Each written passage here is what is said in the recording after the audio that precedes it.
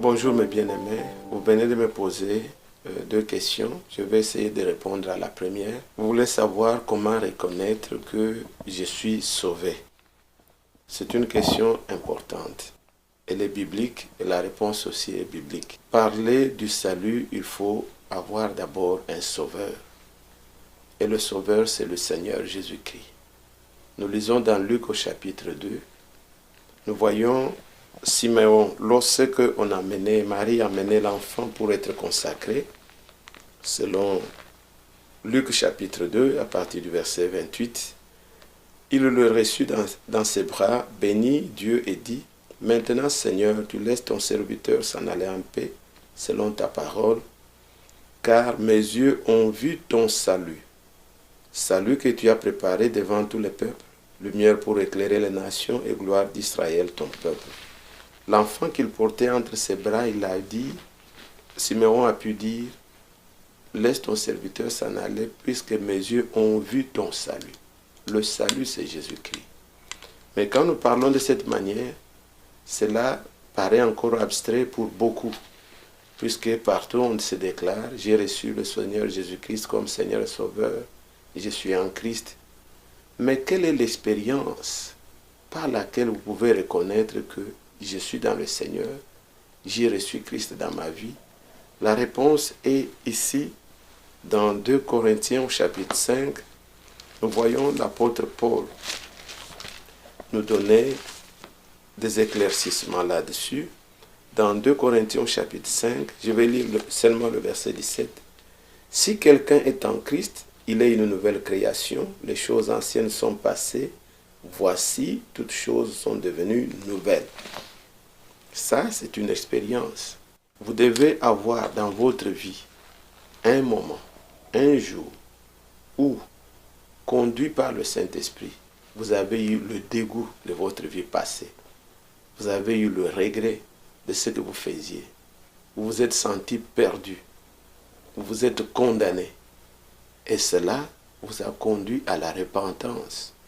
Cette expérience-là, où vous avez vu réellement que le monde vous dégoûtait et que vous étiez perdu, égaré comme une brebis, alors ça vous a conduit à des pleurs. Vous avez eu des pleurs intérieures, sincères. Et cela vous a conduit à vous repentir. Et maintenant, Jésus se révèle à vous comme étant un sauveur. Vous regardez dans sa direction, vous voyez que par lui, par son sacrifice suprême, tous les péchés ont été effacés. En lui, j'ai trouvé grâce. La grâce s'applique seulement pour celui qui est condamné. Quand vous êtes condamné, maintenant Christ se révèle à vous. Après cette repentance, les chants s'ensuivent. Au lieu de pleurs, les pleurs se transforment dans les louanges. Et c'est ce que dit la parole de Dieu. Quand le Seigneur Jésus se présente à nous, il dit, « Je suis le chemin ». Jean chapitre 14, verset 6. Je suis le chemin, la vérité et la vie. Le chemin, puisque nous étions des brebis égarées, nous retrouvons le chemin en lui. Il est la vérité, puisque nous étions mentis par l'ennemi. Et Jean chapitre 8, verset 32, il est écrit, « Vous connaîtrez la vérité et la vérité vous affranchira. » On n'est plus dans le mensonge, maintenant on vit dans la vérité. Et il est la vie, puisque quiconque demeure dans le péché, il demeure dans la mort. Nous lisons dans Éphésiens chapitre 2, versets 1 et 2. Vous étiez morts par vos offenses et par vos péchés, dans lesquels vous marchiez autrefois selon le train de ce monde, le prince de la puissance de l'air, l'esprit qui agit maintenant dans les fils de la rébellion. C'est Éphésiens 2, versets 1 et 2. Vous étiez morts par vos offenses et dans les péchés dans lesquels maintenant Jésus-Christ se révèle en vous comme étant la vie. Et il n'y a la vie qu'en lui seul. Selon qu'il est dit que Dieu a rendu témoignage à son Fils. 1 Jean chapitre 5, versets 11 et 12. C'est lui qui a le Fils, il a la vie. Et quand vous avez Jésus, quand vous avez reçu réellement Christ, vous avez une vie nouvelle. La vie de Dieu est entrée en vous. Elle a chassé la vie ancienne. Vous pouvez faire la distinction, la différence entre votre vie passée et la vie nouvelle. Comme la Bible dit, les choses anciennes sont passées, voici toutes choses sont devenues nouvelles. Vous pouvez reconnaître quel jour, quel moment vous avez fait cette expérience-là, où toutes choses sont devenues nouvelles, où vous avez vu une transformation, un changement, et vous avez eu une réconciliation avec Dieu et la paix avait inondé votre cœur. C'est un moment important.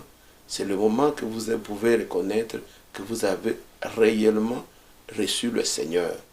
Ce n'est pas une doctrine, ce n'est pas la religion, mais Christ venant en vous, il est la vie. Il est dit dans Jean, Évangile selon Jean, au chapitre 5, versets 39 et 40, la Bible nous dit, vous sondez les Écritures, vous croyez y trouver la vie, mais elle parle de moi. Vous ne voulez pas venir à moi pour avoir la vie. Quand on vient à Jésus, on reçoit la vie. On est dégoûté du monde et on reçoit une vie nouvelle par laquelle on agit comme un enfant de Dieu. Et vous remarquerez que réellement, vous vous condamnez de ce que vous étiez autrefois. Quand on est sauvé, on a fait cette expérience-là. Dans 1 Jean au chapitre 2, verset 15, la Bible dit que l'amour du monde est inimitié avec Dieu. Quand on vit dans le monde, on n'aime pas Dieu.